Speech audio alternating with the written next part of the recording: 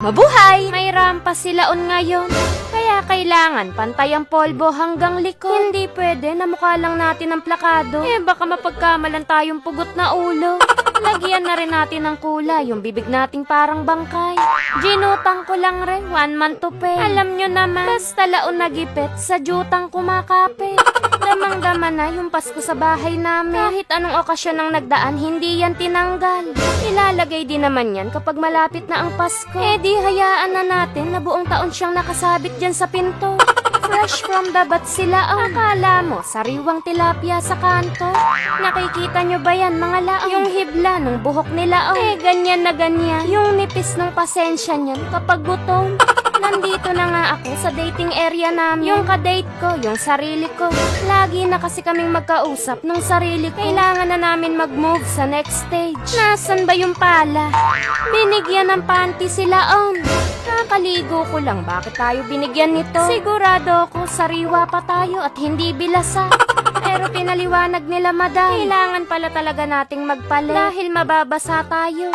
Akala nyo astronaut, akala ko din Paalam, Philippines. Pupunta na sila sa Jupiter. Maghahasik tayo ng kalaunan doon.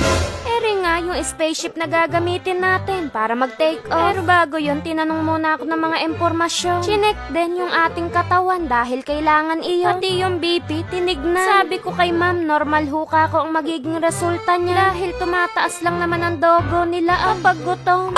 Pinainom din sila ng 2 basong tubig. Tinanong ko nga, wala hubang may kulay.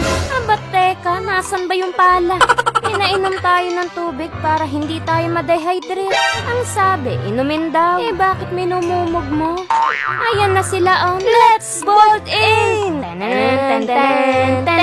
Pigilan niyo ako, papalahin ko rin.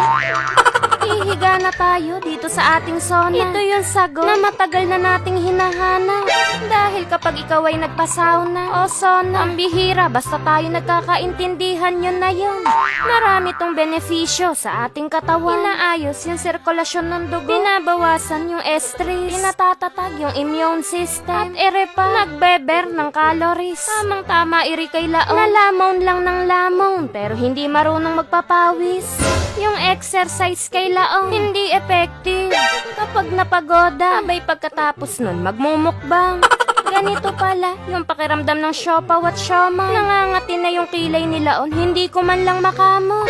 Kaya tumawag na ako ng resba. Sabi ko, pakikamot yung kilay ko. Yung kaliwa ka ko, pero kanan yung tinuturo. Ayan sila siya na lang yung nakikisuyo. Siya pa yung panayang reklamo. Nasaan ba yung pala?